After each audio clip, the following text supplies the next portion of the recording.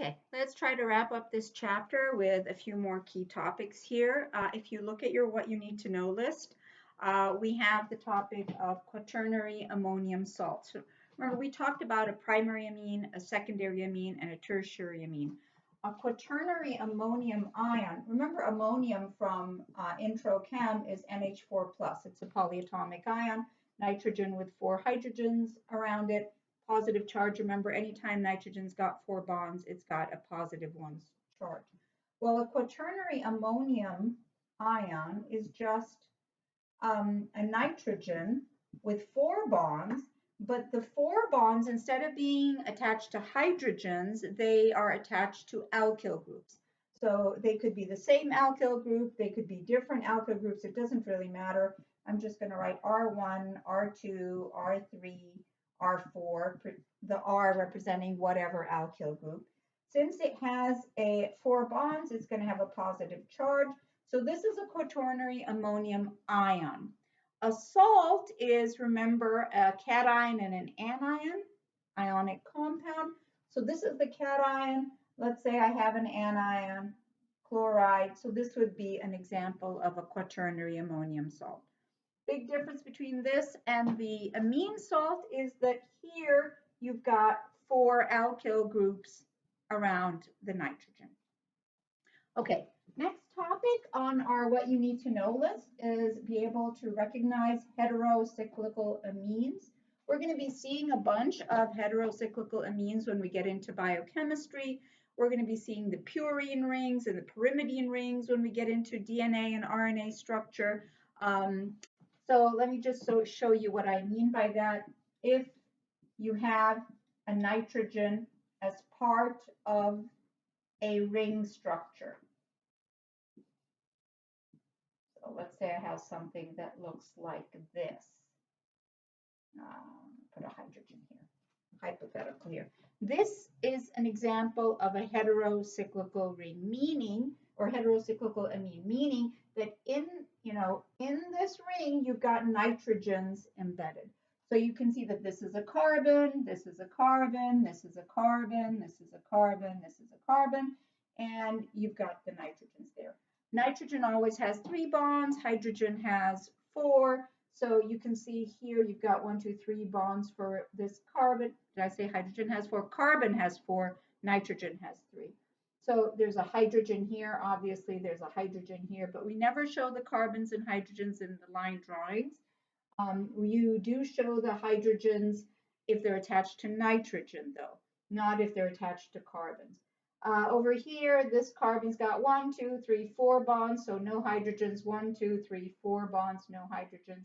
This one's got 1, 2, 3 bonds, so there's a hydrogen here. This nitrogen's got 3, 3, 3, 3. Anyway, so that is the topic of being able to recognize heterocyclical amines.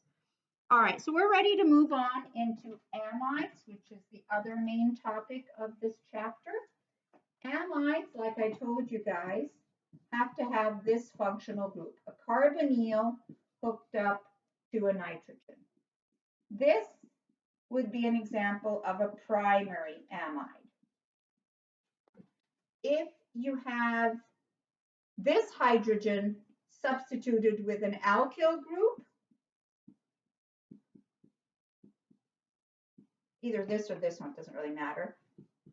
Let's say this, like this. This would be a secondary amide.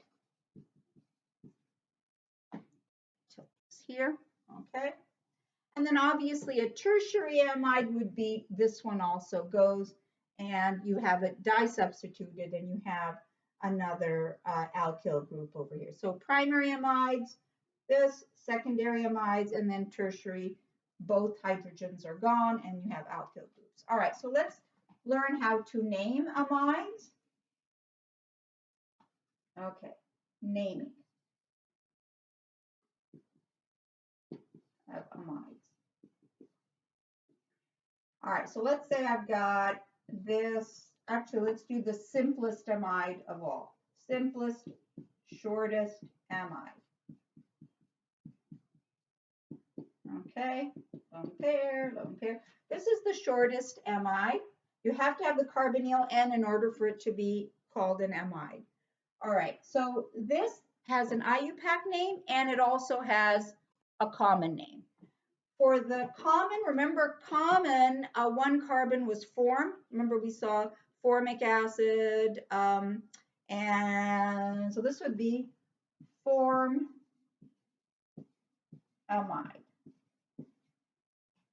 So that's the common name.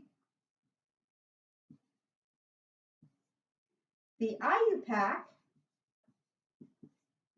would be write the alkane name, drop the E, and then throw in the term amide. So it'd be methanamide. Okay? If it's 2 carbons, it would be acetamide, common, ethanamide, IUPAC. If it's 3 carbons, it would be propionamide for common, propanamide, IUPAC. If it's 4 carbons, it would be butyramide, common, and butanamide, IUPAC. Okay? Now, if you get more complicated amides, so for example, let's say you have something like this.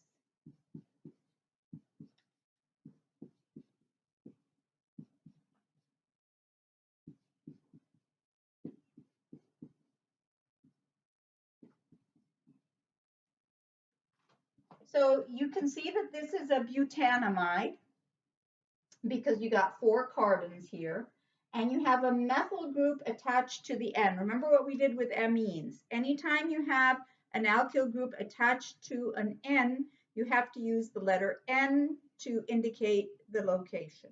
So this would be N-methyl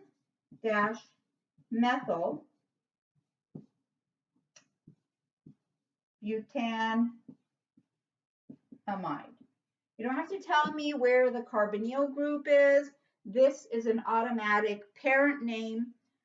You're not going to have amides thrown in the middle of carboxylic acids or in the middle of amines. You're not in this class. It's just going to be really basic. If I'm going to ask you to name an amide, it'll just be naming the amide. The only tricky part will be if there are any alkyl groups attached to the N. Okay? By the way, is this a primary, secondary, or tertiary amide? Because this hydrogen is gone, this is a secondary amide. So this is a mono-substituted amide because it's a secondary amide. Okay? All right, so that's the naming of amides. We're ready to move on to, we know the structure, we know the name, and now we're ready to move on to how to prepare an amide. Oh, I still need to do properties of amide. I don't know where that is on the list, but I'll tell you about that. Actually, let me go ahead and talk about properties of amides, and then I will do the preparation of amides and the hydrolysis of amides to wrap this up. Okay, so if you take a look at an amide,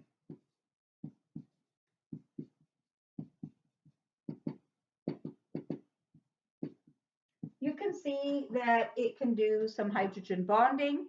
So if we're talking about solubility in water, you can do some hydrogen bonding with water. If we're talking about boiling point, there's some intermolecular hydrogen bonding. So it can do intermolecular hydrogen bonding when it comes to a primary amide. It can also do its hydrogen bonding with water. So short amides are going to be soluble in water, and amides will have a higher boiling point than something that can't do any hydrogen bonding. Okay, so these are definitely higher boiling point than aldehydes, for example, or ketones, or esters. All right, now, will they behave as bases? Remember how we said amines are basic, and why are amines basic? Because, not basic, they can behave as bases because they can attract that hydrogen ion or the proton. Well, amides also have a lone pair, but the thing is, this lone pair is not going to attract the hydrogen ions. So amides are not big NOT bases. And the reason for that is that if you look at the polarity over here, oxygen is more electronegative than carbon, so it pulls at the electrons towards it. So this becomes partially negative. The carbon has a partial positive. This is delta is a partial. So these electrons are actually attracted to this carbonyl over here. So they're not sitting there waiting for a proton to come and coordinate covalent bond. So just for your purposes, just remember that even though amines behave as bases, amides do not behave as bases. Okay. So the last video for this section is going to cover preparation, how you can synthesize, make amides, and what the products are going to be if you break down an amide. And then we'll be all set with our organic chemistry section.